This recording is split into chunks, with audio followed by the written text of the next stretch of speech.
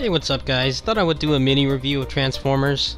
Unfortunately, you know how it is with these games, a lot of the really big channels kind of suck up all the exposure for this game, so I don't really feel like editing something together, but you've seen me play probably like 80% of my time with this game over the past weeks. So I guess you can just watch that footage again. I have some more scheduled stuff coming up. Overall, I really enjoyed this game. I think it definitely shakes the genre up a little bit. You know, people complain about the variety in these games, and I've always wanted to tell those people that, you know, the purpose of the game is really solid combat, and you don't need variety. Fortunately, the quote-unquote variety in this game is pretty tolerable for the most part. The only thing that really bothers me is when they do the overhead camera view. I really don't get why that's in the game. It just seems like it's there to just piss off the player. Overall, I enjoyed the game. I like the customization. I know the items and the customization is divisive for most people. I've seen some people say that it trivializes the game. While that may be true on the first 3 difficulties, once you get to Magnus and Prime mode, it doesn't matter how strong you make your gear. Like, you're still at the verge of death, even from full health. You know, your strong weapons aren't really going to save you from how aggressive the enemies are. Unfortunately, there's a problem with how aggressive the enemies are. Oftentimes I get hit by off-screen attacks. This game is very different from most other Platinum games where, you know, if the enemy is not on screen, if they're not on camera, they didn't start the move on camera, they can't hit you. It's nothing like that in this game. Like, someone can be on the opposite end of the map, flying above you, and snipe you from that far, and there's nothing you can do about it.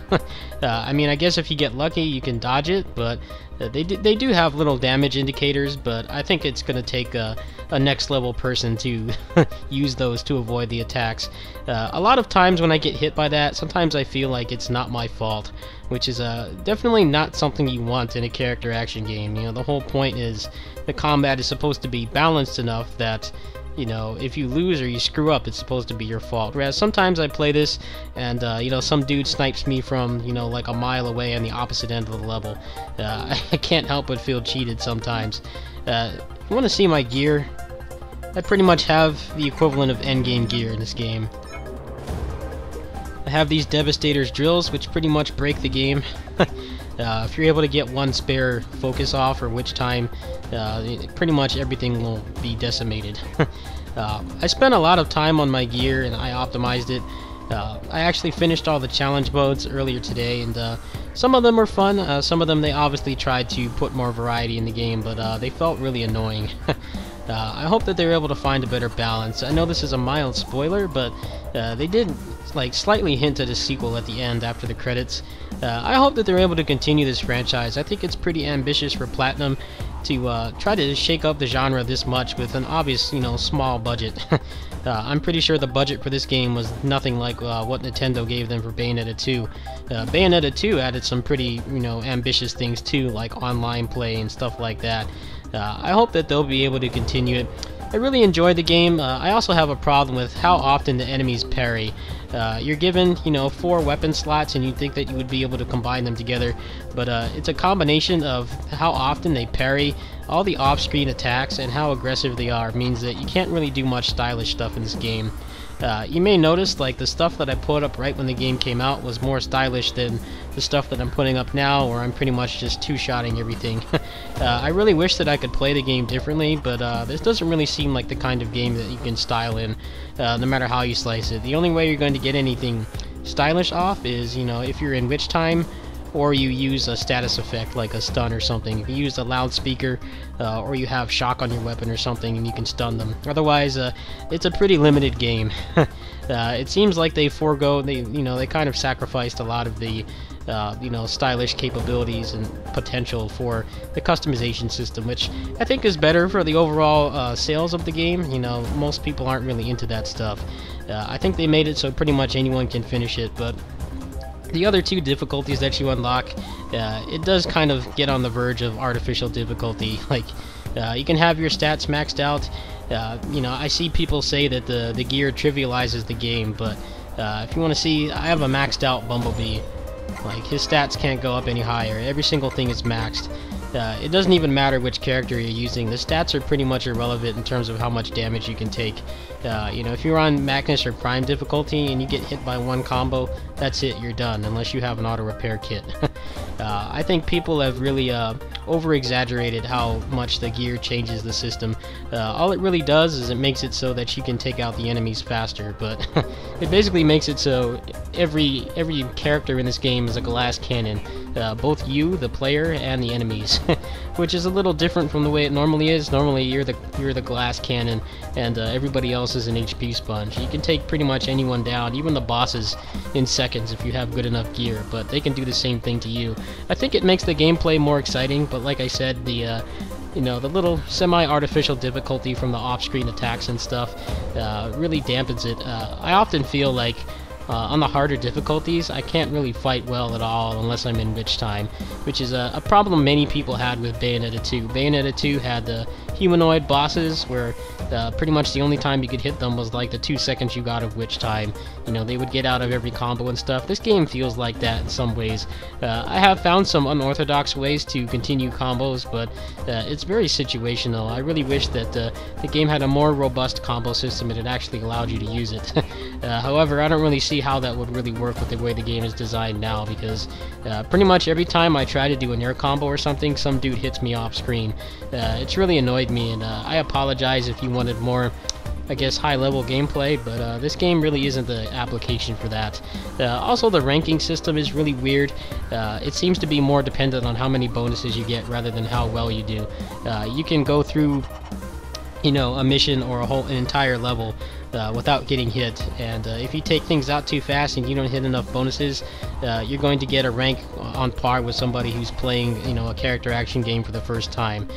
It feels really odd. I really wish that they would maybe give more points for damage, you know, if not just for no damage and only getting hit once or twice.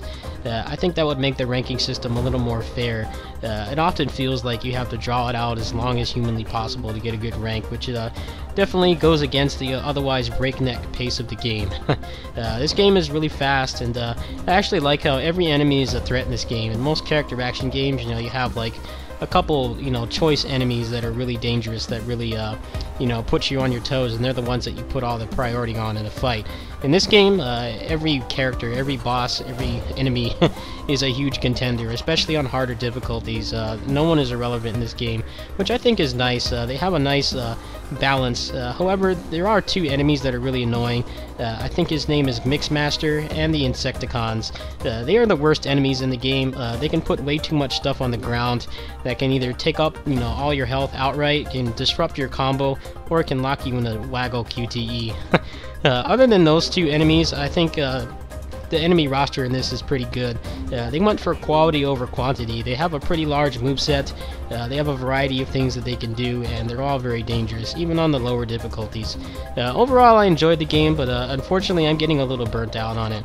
I've tried to find stylish applications for things, and it often feels like on the harder difficulties, you have to pretty much pray to the RNG gods whether, you know, someone's gonna deck you from off screen sometimes. I really wish that wasn't the case. I was hoping to play this longer, but I'm at the point where probably the only thing I'm going to do is I'm going to make a couple more optimized weapons. I will do a Prime mode playthrough, and that's probably going to be it for this game. The characters are pretty similar. They do have some mild differences, but for the most part, it's more dependent on their L1, their ultimate attack, and what items they can equip. Other than that, they're pretty much all the same. The writing was on the wall, to be honest. I mean, there's never been a character action game that had, you know, 5 full-fledged characters. They all have the same moveset and stuff like that, which I guess was done to make it a little easier for people to switch during the campaign. But the characters could definitely use a little more unique you know, traits to them. Bumblebee's L1 is pretty good, for instance, because you can use it to get behind an enemy. It will also stun most lower class enemies, which allows for combos or just to take them out of the battle. I often use his L1 to go into a charge attack from the Devastator's drills to get a bunch of free damage. I think it's really awesome, but the other characters, you know, they have like, you know, 2 or 3 things unique about them. They kind of remind me of Musou characters, like the recent, you know, Dynasty Warriors games, where the really only thing that differentiates the character from how they look and not their voice actor, is, you know, the couple of exclusive moves that they have, and that's pretty much how this game works. And as a result, I haven't really felt too inclined to play the other characters. The only one that's really drastically different is Grimlock, and a lot of people have said he's a really situational character. He's really good for the challenge menus, you know, the challenge missions and stuff like that, but I heard in the campaign he's not too practical to use. Anyway, that's my little mini review of the game. I will have more footage of this probably for the next couple days. I have some scheduled stuff to go out. After that, I'm not really sure what I'm going to do. I'm about 30 hours into the game, and the only thing I have left to do aside from the achievements, which I don't care about, is beating the game on prime difficulty, which, you know, given how short this game is, it's probably going to take me like 3 hours. So I think I got my $50 worth. I think people exaggerated how little value the game has. Obviously, if the characters are more unique, the game would have a lot more face value, you know, than what it actually has. But as it stands now, they're pretty similar, so there's not really a whole lot of incentive to play through the game with them. It is nice how you can share weapons with the other characters. You know, you don't have to build an optimized weapon for every character like you do in, you know, most recent Muso games like Basara and stuff like that. You can make, you know, one good rifle, one good knuckles, one good sword, and etc. and switch them to each character, and that's pretty nice. But unfortunately, the replay value is pretty much dried up for me. Doing stylish stuff in this game is really hard, really impractical, especially on harder difficulties, which is usually a lot of the replay value that I get out of this. Also, the ranking system really deters me from playing it a lot more, but we'll see what happens. Anyway, if you have any questions, go ahead and hit me up in the comments. Peace.